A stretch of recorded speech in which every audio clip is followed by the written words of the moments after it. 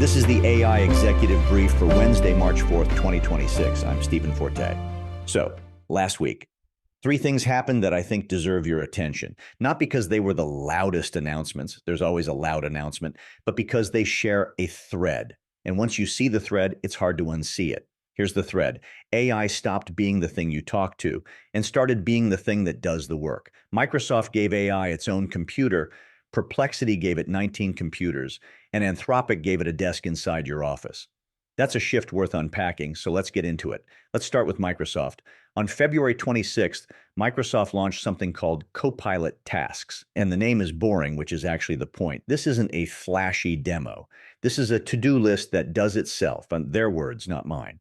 You describe what you need in plain English. Monitor flight prices and rebook when they drop. Compile competitor pricing data every Friday. Scan my inbox and draft responses to anything urgent. Turn these email attachments into a slide deck, and Copilot Tasks goes and does it. Not here's a suggestion, actually does it. It runs on its own cloud-based virtual computer with its own browser in the background while you're doing something else entirely. It can run once on a schedule or on a recurring basis. And this is the important part. It asks permission before it spends money or sends a message on your behalf. So you're still in the loop. You're just not doing the grunt work anymore. Right now, it's in a limited research preview, so it's early. But the direction is unmistakable. Now, one day before Microsoft's announcement, Perplexity launched something called Perplexity Computer. And if Copilot Tasks is a capable assistant with one computer, Perplexity Computer is a whole department. It orchestrates 19 different AI models, not one, 19, each one specialized for a different kind of work. Opus 4.6 handles the core reasoning. Gemini does the deep research. Nano Banana generates images. VO 3.1 creates video. Grok handles the fast, lightweight stuff. ChatGPT 5.2 manages long context recall. You describe an outcome. Research our top 5 competitors, compare their pricing, build a slide deck, and email it to my team. And Perplexity Computer breaks that into subtasks, assigns them to the right models, and delivers the finished result. Each task runs in an isolated compute environment with a real file system, a real browser, real tool integrations. These workflows can run for hours or months, and you can run dozens of them in parallel. It's available now to Perplexity Max subscribers. So you've got Microsoft spinning up one virtual computer for your tasks, and Perplexity spinning up 19 specialized models working in concert, the professional-grade, cloud-hosted, enterprise-ready approach. And then there's the open source path, or OpenClaw. You've probably seen the headlines. This thing went from 9,000 to over 145,000 GitHub stars in a matter of weeks, the fastest repo to hit 100,000 in GitHub history. Originally called Claude then Moltbot after Anthropic's lawyers got involved, it's now OpenClaw. The idea is compelling, an AI agent that runs 24/7 on a Mac Mini, connected to your messaging apps, managing your email, browsing the web, executing code, scheduling your calendar. And it's open source, which developers love.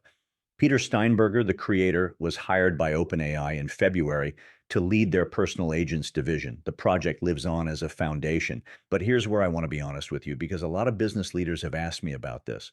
OpenClaw is a tinkerer's dream and an operator's headache. The setup is technical. We're talking terminal commands, API keys, sandboxing. Running local models on an entry-level Mac Mini is slow, about twice as slow as predicted, according to people who've actually tried it. If you switch to API-based models for better speed, the costs add up fast. One reviewer spent over $300 in an hour doing essentially nothing productive. And then there are the security concerns. Cisco's research team found third-party skills performing data exfiltration without user awareness. One of OpenClaw's own maintainers said, and I'm paraphrasing, if you can't understand how to run a command line, this project is too dangerous for you. So here's how I'd frame this for your next leadership meeting. The cloud solutions, Microsoft Copilot Tasks and Perplexity Computer, are the professional grade path. Enterprise ready, no setup, no maintenance, governed, auditable. That's what you deploy across a company. OpenClaw is the hobbyist version, fun if you like building things, not what you'd bet a business on. The destination is the same, AI agents doing real work on real computers, but the on-ramp matters. All right, second story. And this one might actually matter more for most business leaders because it's not about the future, it's about right now. Anthropic, the company behind Claude, launched a major expansion of what they call Cowork plugins. And the idea is deceptively simple. Instead of going to an AI chatbot, copying your question, getting an answer, and then going back to your actual work. Claude now lives inside the tools you already use: Excel, PowerPoint, Google Drive, Gmail, DocuSign, Slack, and for the finance folks and FactSet, S&P Global, LSEG. Claude operates directly inside these applications, pulling context, analyzing data, building deliverables. No copying, no pasting, no switching windows. Now, this isn't brand new. Anthropic has been rolling out Cowork capabilities over the past couple of months, and each announcement has sent software stocks into minor cardiac arrest. But what's new is the depth and breadth. They've built department-specific plugins for HR, finance, investment banking, private equity, design, operations, engineering. The finance plugins can pull live yield curves, price interest rate swaps, build DCF models, draft investment committee memos using institutional grade data from LSEG and FactSet. The HR plugins can draft job descriptions and offer letters that reflect your company's actual tone and policies. And here's what makes it genuinely interesting for operators. Admins can build custom plugins tailored to their company's specific workflows. You're not locked into Anthropic's version of how your business should work. Companies are already using this. The NYSE rewired their engineering process with Claude Code. Proxy filings, SEC audits, news classification. Spotify cut engineering time on code migrations by 90%, not 990, and now over half their software updates flow through Claude integrated systems. Novo Nordisk reduced clinical study documentation from over 10 weeks down to roughly 10 minutes. These aren't pilot programs, these are production deployments. But here's what I actually want you to take away from this. Forget the product specs for a moment. The real story is how these companies got here. And it wasn't a top-down mandate. It wasn't the CEO standing up and saying, we are now an AI company. It was curious employees. Epic's SVP of R&D said it directly during Anthropic's event.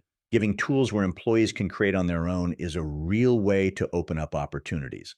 Thomson Reuters CEO said the technology is outpacing change management by about 18 months.